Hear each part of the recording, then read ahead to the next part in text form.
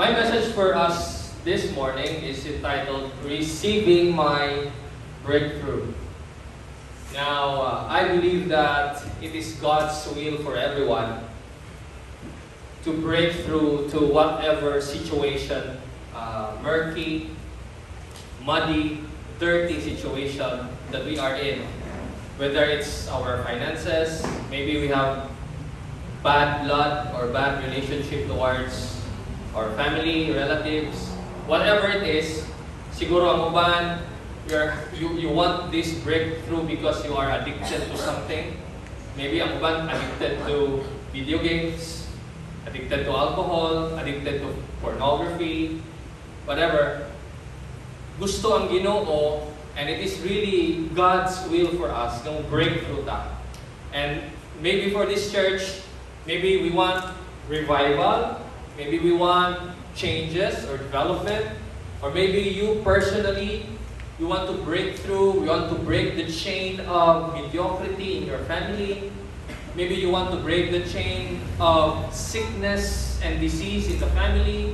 Maybe dugay na nga panahon nga inyong pamilya, murag kaliwat mo nga diabetison, kaliwat mo nga mga high blood, and you just want to break through from that type of situation.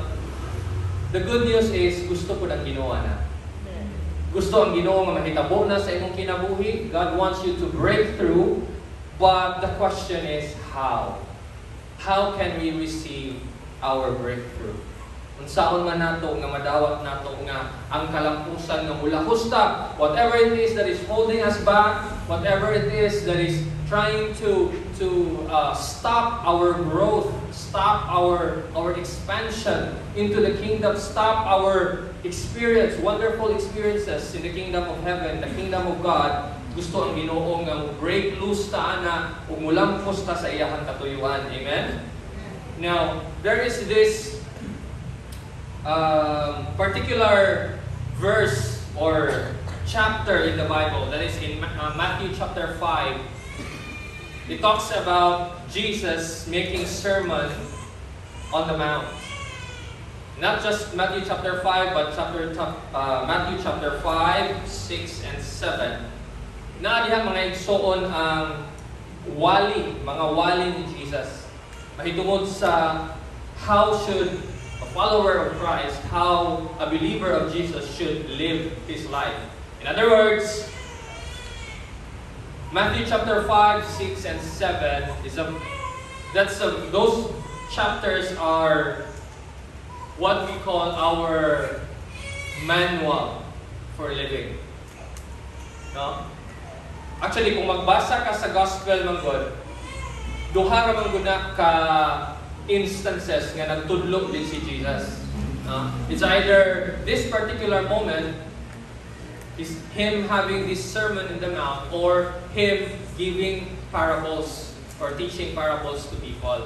Now, if you try to examine this 3 chapters, it talks about kadong the Beatitudes, kadong the blessed life, bulahan ka mo, kung bulahan ang mga kapos sa espiritu, bulahan ka kung persecute ka, bulahan ang gigutom sa ginharian, gigutom o iuhaw, kay ilang ginharian sa langit. Diha saysay ni Jesus ang unsa ni pagkabulahan. And dili lang kay kana, diha to gisulti ni Jesus about you being the salt and the light of the earth. Diha nga chapters tong how to forgive, how to pray, how to deal with people. Diha sa Matthew chapter 6, one of our favorite verse, Matthew 6:33, seek ye first the kingdom of God. That's part of the Sermon on the Mount. No? Katong mga, do not worry about tomorrow. You lay your treasures in heaven. You cannot serve both God and money. Diha itong mga sermon tanan. In other words, if you talk about breakthrough, it's on the mountain. It's on that mount. When you talk about the blessed life, when you talk about the favored life, it's on the mount. Nakuha na ito mga ison? Now, these particular verses that I will read is very interesting because in Matthew chapter 4, verse 25, ang bersikulo before ang Sermon sa Mount, Matthew chapter 4, 25, it says, I'm reading the NIV version. Large crowds from Galilee, the Decapolis, Jerusalem, Judea, and the region across the Jordan followed Jesus. So nako, gikan si Matthew chapter 4, katoling katong nag-fasting si Jesus of 40 days and 40 nights. Nya, paghuman gipili niya ang iyang mga disciples, paghuman nagwali siya dito sa mga synagogues and different villages. Kanya large crowds were following Jesus. Okay, so mo na sa situation ha. Daghan kayong mga tao nagsulod-sulod ni Jesus. However, pagtungtong sa chapter 5, Matthew chapter 5 verse 1, now, when Jesus saw the crowds, He went up on a mountainside and sat down. And this is very interesting. His disciples came to Him and He began to teach them. Very interesting mga igsoon nga naman, it's because when Jesus was performing all these miracles, a lot of people were there to receive the healing, to receive the miracles, to receive the favor from God, while Jesus was still on the plain, on the roads, on that city. Pero sa panahon na nalitungas na siya sa bukid, ang nisunod niya ang iyang mga disipulo. Wa manunod ang mga tao. The crowds did not follow Jesus going to the mountain. It was only His disciples. Kalaba? In other words, those vast crowd who followed Jesus they missed. Wala sila kadungog sa special, blessed, wonderful, life-changing sermon on the Mount. Na-miss nila ang sermon ni Jesus dito sa Mount. Why? Because they stayed on the road. They did not climb up together with Jesus. Fast forward, Matthew chapter 8, verse 1. When Jesus came down, ninaog na si Jesus from the mountain. When Jesus came down from the mountainside, large crowds followed Him. So, nibalik na po na-follow ang mga crowds. What am I saying? What am I saying? Those people who did not climb up with Jesus, they did not receive the breakthrough. That sermon, those life-changing messages, imagine Jesus telling the people on that mountain, you are the salt, you are the light. Jesus didn't say, you will become light, you will become salt. Jesus did not say that. Jesus did not say, once you memorize 100 verses, you will become salt. Once you are good in prayer, once you attend all these fellowships, once you memorize several chapters, you will become light and salt of the... No. Jesus told all those people who followed Him, who heard Him the first time, you are. Even though you have mistakes, even though you have sins, even though your life is a mess, but since you are here on this mountain, you are light. You are the salt. That's so powerful. That's a very powerful message.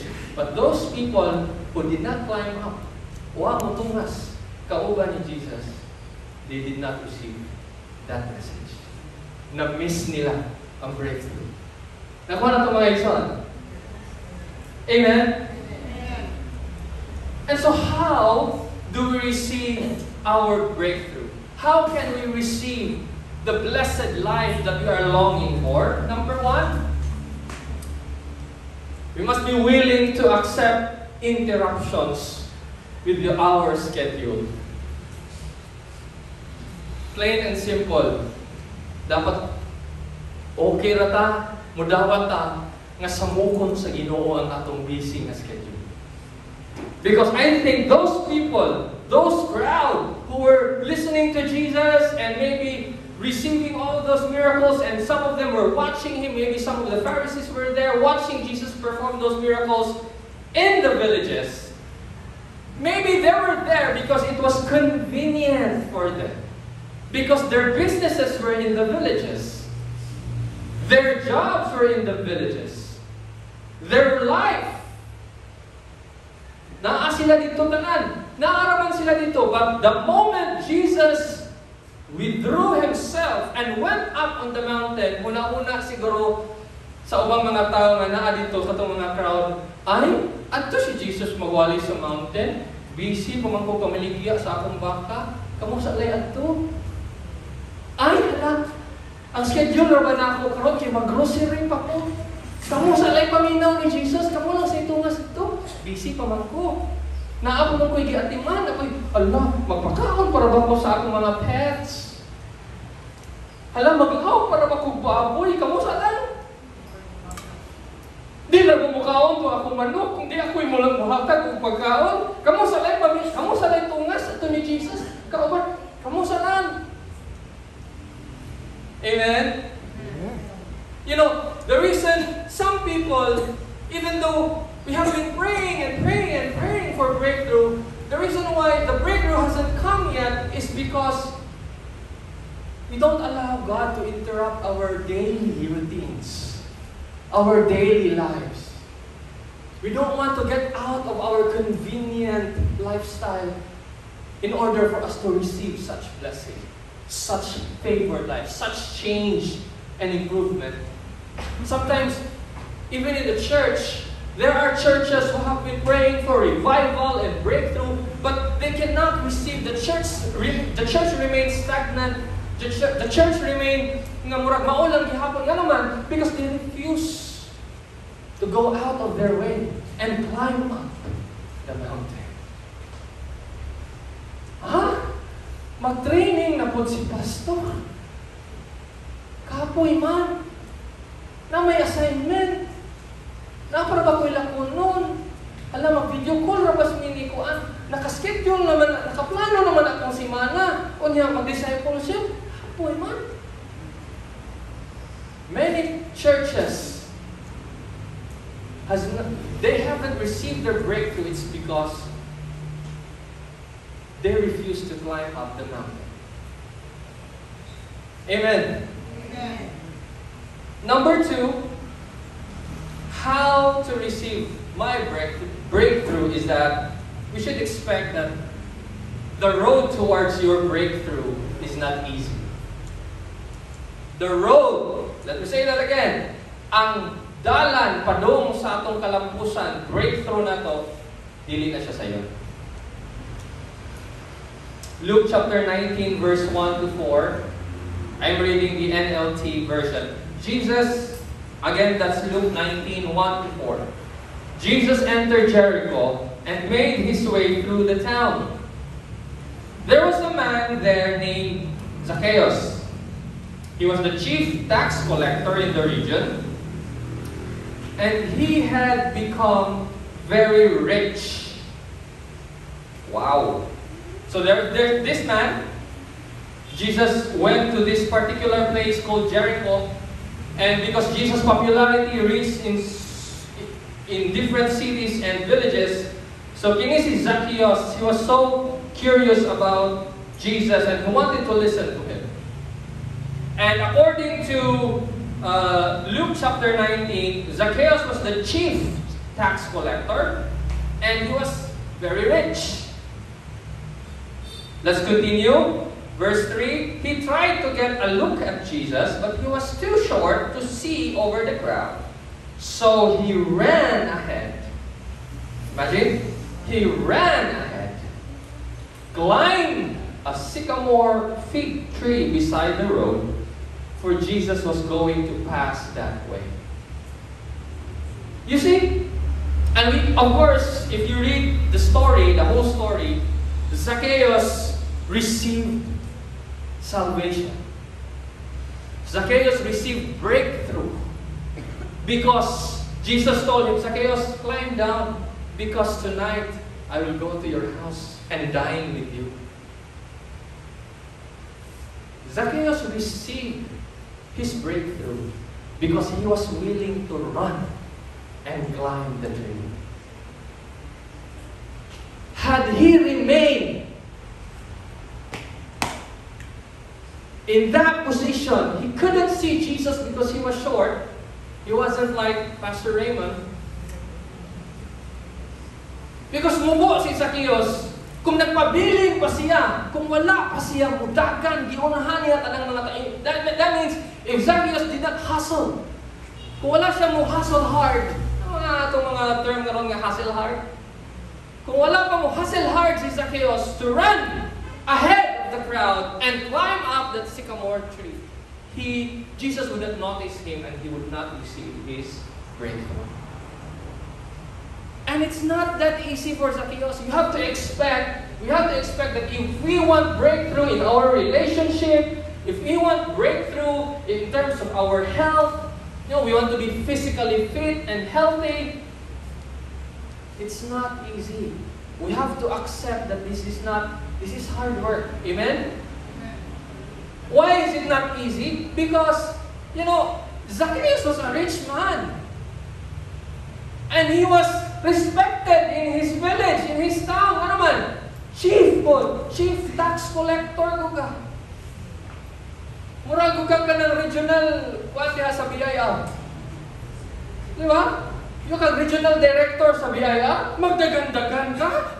Ano, magkakat pag yung kakahoy. Kaya ako, saan mo to si Sir? Gadagandagan yan, kakat ng kahoy. Wasn't easy. For his ego, for his pride, it wasn't easy. And not only was he the chief tax collector, he was very rich. He could have just told anybody, "Oy, tagaan ka na kong 500, alsahan mo yan. Araw ka kita ko ni Jesus. Tagaan, kinintos, tulo ka tao. Mudagan ko baga itong sihan, di kita. Kinintos, kamong tolo, alsahan ko ninyo. Kaya makakita ko ni Jesus. Zacchaeus could have paid 3 men para alsahon siya, so he can see Jesus. Because he was very rich. But what did he do? Hintagan siya. Nikat-kat siya. Yung na yung tapat, climb up. Ipigan yung tapat. Tanawa, kung tingong pag-pip-pip, di pa yun. Ipigan niya, climb up. If you want to receive your breakthrough, whatever it is, we need to climb. Because, number 3, we have to be willing to make sacrifices.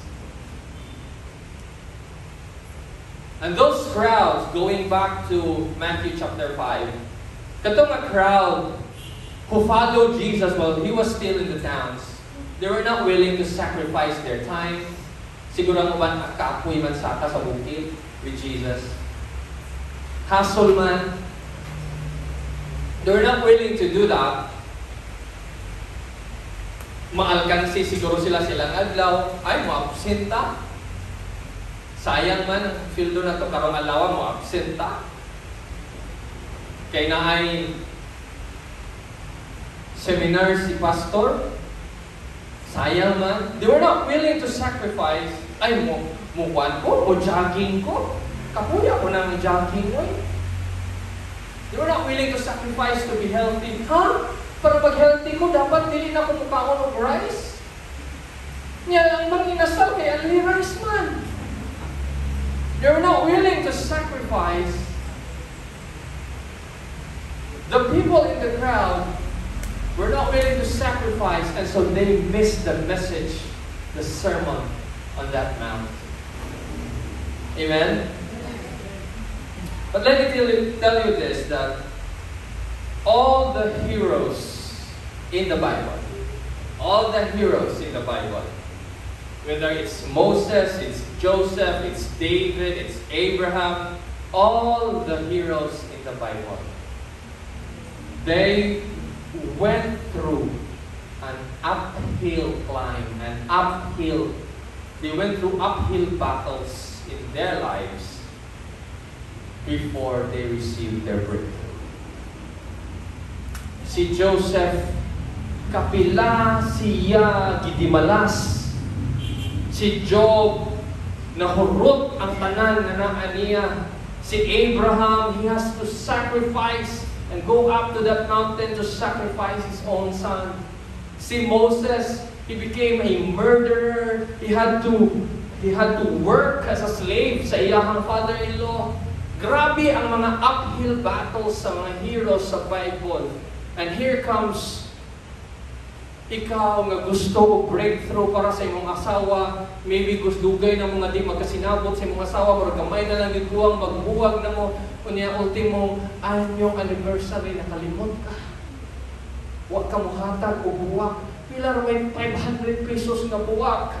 Ikumpara sa mag-away mo kada adlaw di nakabayaran. Amen? Di ka bayaran ng high blood nimo o sakot o emotional stress. Nagkakain na lang ng 500 pesos nga buwak. Di ba tiplahan ka kape ka na buntag? Amen? We want our breakthrough. We want a highly favored life, but sometimes we don't want to make sacrifices.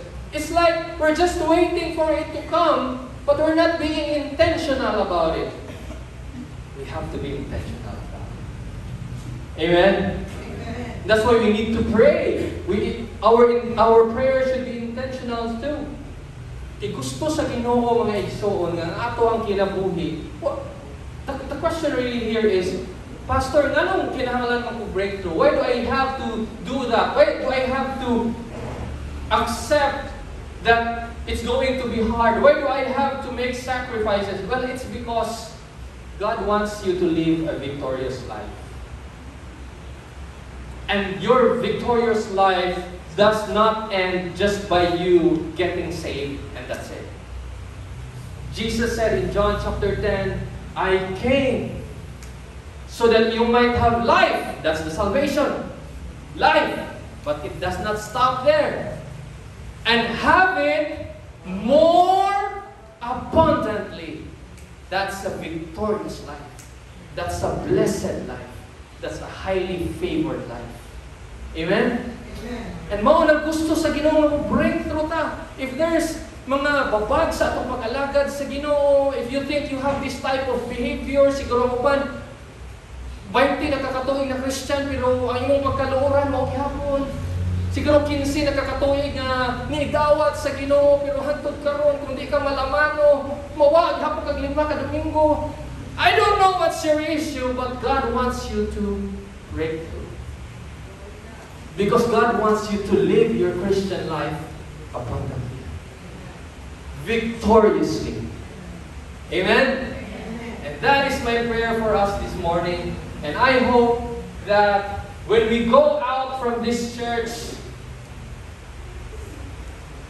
and we go on with our different lives, magyahay na ta sa atong panimalay, adto na ta sa atong trabahoan, adto na ta sa atong mga negosyo, sa atong mga careers, whatever we do and wherever we go, I hope and I pray and I declare that we will live a victorious life.